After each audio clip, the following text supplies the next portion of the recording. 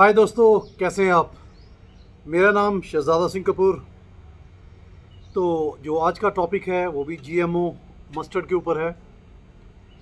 मेरे पास काफ़ी bee keepers के फ़ोन आए पिछले 3-4 दिनों के दौरान, और सभी व्हाट्सएप ग्रुप के अंदर भी, फेसबुक ग्रुप के अंदर भी जीएमओ मस्टर्ड के ऊपर बात चल रही है।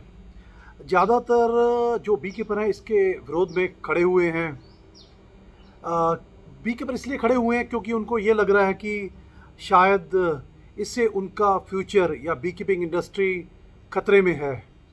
तो इसीलिए कल काफ़ी bee keepers, exporters also Bharatpur में जाके, भरतपुर जहाँ पर इस बीच का ट्रायल होना है उसका घेराव कर रहे हैं या उसका विरोध कर रहे हैं।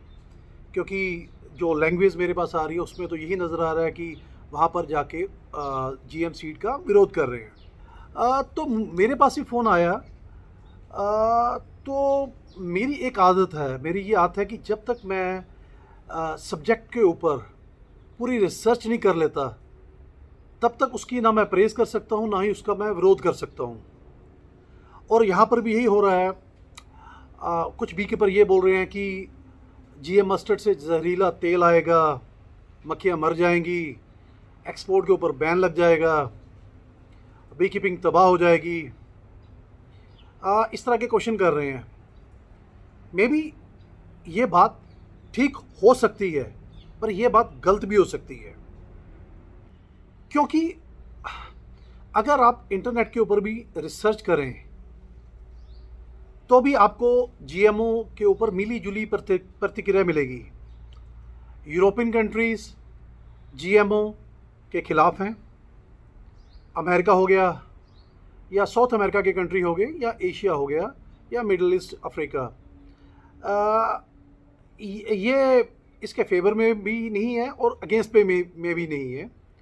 अमेरिका में और कनाडा में और साउथ अमेरिका में तो most of the crops GMO crops ही हैं, और वहाँ की एग्रीकल्चर हमसे बहुत आगे है। अब सवाल ये उठता है कि यूरोप वगैरह इसके विरोध में क्यों हैं। इसका खैर ये तो बड़ा साइंटिफिक विषय है, इसका तो खैर मैं आंसर इस छोटे से वीडियो पे नहीं दे पाऊँगा। पर मैं यहाँ पर ये बताना चाहूँगा कि खामखा हम इस लैंग्वेज को यूज़ ना करें कि हम विरोध करने के लिए जा रहे हैं। उसकी बजाय आप वहाँ पर जाएं, जो भी वहाँ पर साइंटिस्ट हैं उनके साथ विचार विमर्श करें, जो आपका कंसर्न है उनको बताएं, उनसे उसका जवाब लें और साइंटिफिक एविडेंस के ऊपर चलें। क्योंकि ये मेरा मानना है कि इंडिया में खामखा विरोध के चलते हुए कई बार नई इनोवेशन नहीं आ पाती। साइंटिस्ट भी हमारे जैसे ही हैं, वो भी अपने काम में लगे हुए हैं। अगर साइंटिस्ट अपना काम नहीं करेंगे तो हमारा कंट्री आगे नहीं बढ़ेगा, हम आपस में लड़ते झगड़ते ही रहेंगे। तो यहाँ पर ये ज़रूरी है कि साइंटिस्ट को अपना काम करने दें। अगर हमारा कोई कंसर्न है उसको आराम से उनके पास लेके जाएं। मैं ये मानता हूँ कि आराम से इंडिया में बहुत कुछ होता नहीं है। धरने से या गुटबंदी से सब कुछ होता है। पर समय चेंज हो गया है मेरे ख्याल के अंदर। पहले तो आप ये काम करें, मेरी कुछ रिकमेंडेशन है। मैं यहाँ पर ये नहीं बोल रहा हूँ कि जीएम सीड से बी कीपिंग का फ़ायदा होने वाला है या नुकसान होने वाला है। मैंने जो रिसर्च की है मैं उसके बारे में आपको कुछ बताना चाह रहा हूँ। तो पहली बात तो ये है, आप उनसे क्वेश्चन पूछें। ये कुछ 6 क्वेश्चन मेरे पास है। पहला क्वेश्चन पूछें, इस समय हमारे पास जो सरसों का जो पुराना सीड चला रहा है वो चाहे देसी है चाहे वो हाइब्रिड है, उसके अंदर भी हनी अलग अलग आता है। किसी में हनी ज़्यादा आ रहा है, किसी में हनी की परसेंटेज कम है। तो आप ये क्वेश्चन उनसे पूछें कि आप दोनों को कंपेयर करें कि फूलों के ऊपर जो बीज है वो 1 घंटे में कितनी, सेम कंडीशन के अंदर 1 घंटे के अंदर कितनी बीज फूलों को विज़िट कर रही हैं। ये कंपैरिजन होना चाहिए। सेकंड का कंपैरिजन ये होना चाहिए कि दोनों फूलों से सेम सर्कमस्टांसिस के अंदर सेम टेम्परेचर के अंदर नेक्टर कितना आता है? क्या जो देसी बीज है इससे नेक्टर अच्छा आ रहा है, या जो देसी या हाइब्रिड बीज है इससे नेक्टर अच्छा आ रहा है, या जो जीएम मस्टर्ड है इससे नेक्टर अच्छा आ रहा है? तीसरा, इसमें आप देखें पोलन कलेक्शन इफेक्ट, कि दोनों केस के ऊपर पोलन कितना कितना इकट्ठा हो रहा है।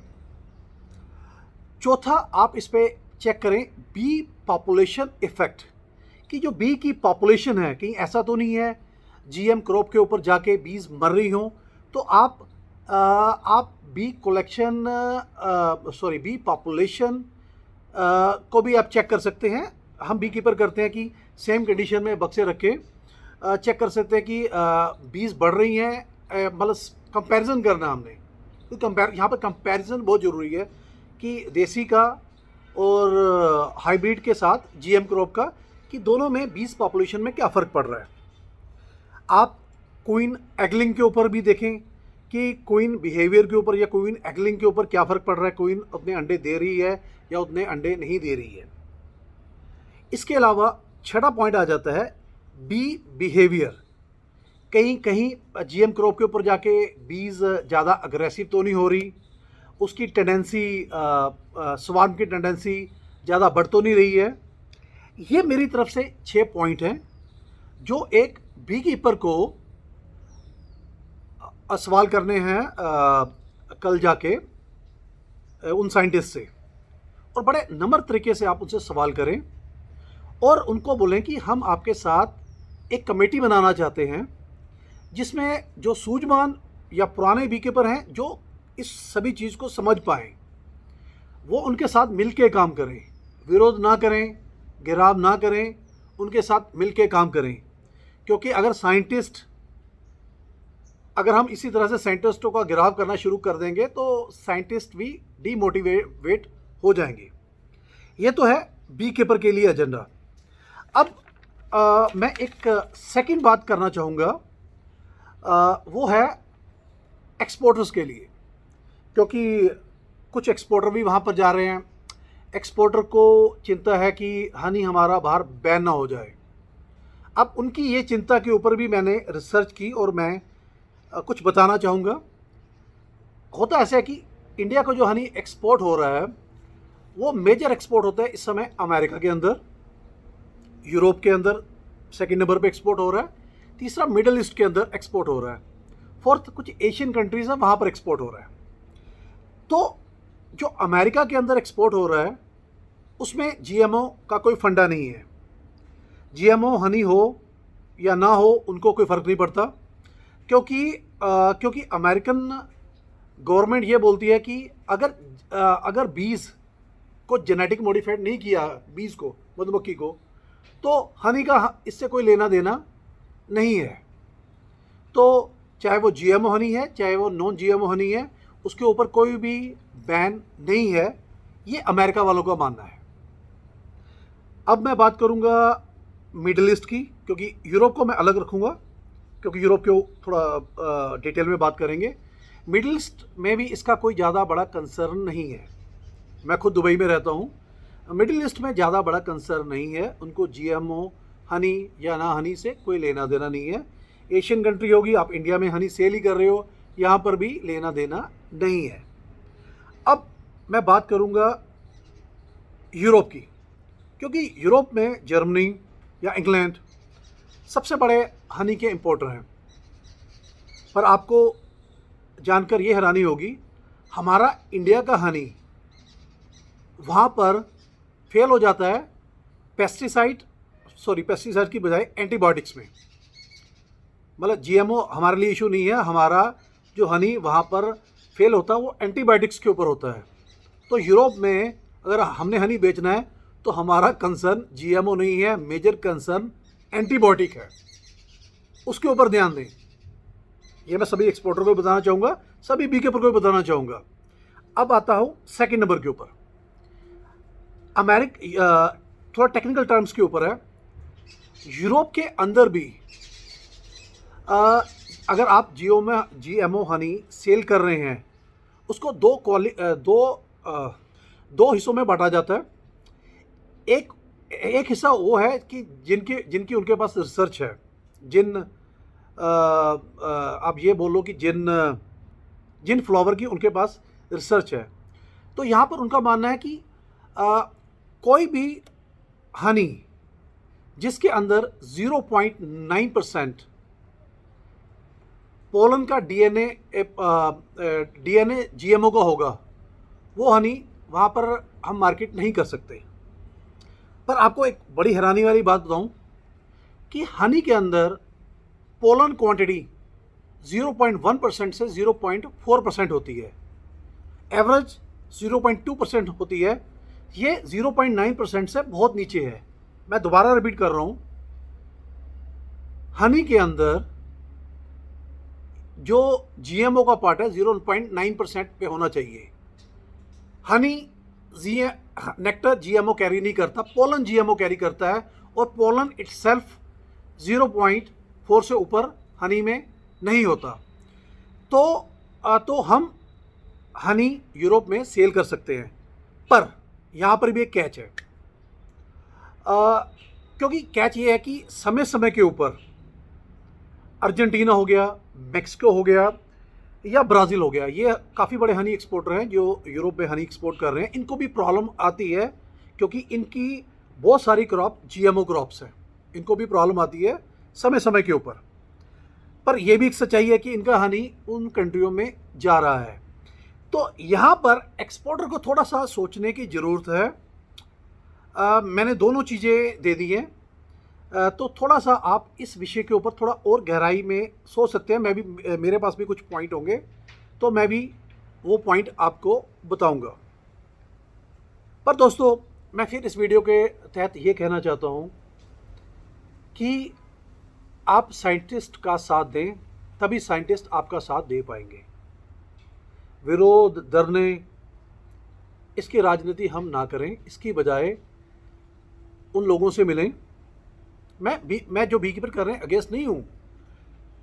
शायद कुछ बी कीपरों को लग रहा हो कि मैं उनके अगेंस्ट ये बात बोल रहा हूँ। मैं अगेंस्ट में नहीं हूँ, मैं बी कीपिंग के फेवर की ही बात कर रहा हूँ। क्योंकि कल मैं पंजाब एग्रीकल्चर यूनिवर्सिटी से किसी से बात कर रहा था, तो उन्होंने बताया कि बहुत पहले जब 1972 में या 1973 में बीज इंपोर्ट होके आई थी इटली से, पंजाब एग्रीकल्चर यूनिवर्सिटी में आई थी, तो पूरे इंडिया में इसका विरोध स्टार्ट हो गया था। गवर्नमेंट लेवल पे इसका विरोध था। सेंट्रल गवर्नमेंट की टीम लुधियाना यूनिवर्सिटी में आई थी। वो चाहती थी कि इन बीज को जला दिया जाए, जो इटालियन बीज थी इनको जला दिया जाए। कुछ लोगों का ये मानना था, उस समय के जो साइंटिस्ट हैं या लोगों को ये मानना था कि हमारी जो बीज है, चाहे वो डोर्सेटा होगी, चाहे वो फ्लोरिया होगी, सबसे बड़ी छोटी, या इंडिका होगी, वो इटालियन मधुमक्खी आने के कारण मर जाएगी, इससे बीमारी आएगी, वो ये मर जाएंगी।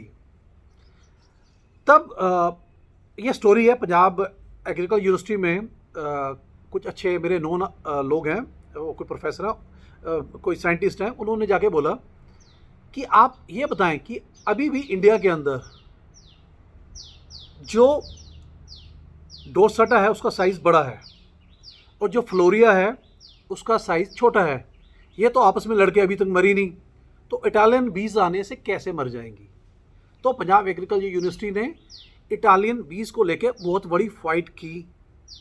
अगर वो फाइट ना करते तो आप सभी लोगों के पास इस समय बीज ना होती, और अगर बीज ना होती तो हनी कहाँ से पैदा होना था, तो हनी के एक्सपोर्टर कहाँ से पैदा होने थे। तो जो हम यहाँ पर सभी लोग बात कर रहे हैं वो उन साइंटिस्ट की देन है, उस पंजाब यूनिवर्सिटी लुधियाना की देन है, जिन्होंने 1972 में लड़ा था, हमारे लिए लड़ा था।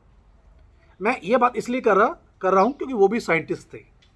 So please respect all the scientist. कल आप वहाँ पर जा रहे हैं, प्लीज़ रिस्पेक्ट देम।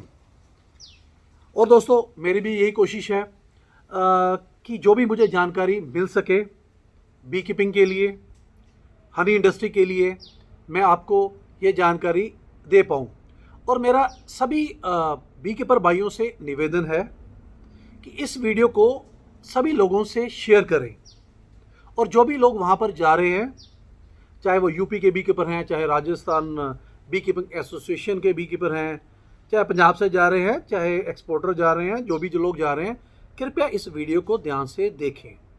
अगर कोई सुझाव है वो सुझाव मुझे डालें, क्योंकि गलती मुझसे भी हो सकती है, क्योंकि मैं भी रिसर्च कर रहा हूँ। जीएमओ मेरे लिए भी नया टॉपिक है, तो गलती मेरे से भी हो सकती है। तो अगर कहीं पर मैं गलत हूँ, उसके लिए आप मुझे सुझाव दें, ताकि मैं अगले वीडियो में अपनी गलती को ठीक कर पाऊँ।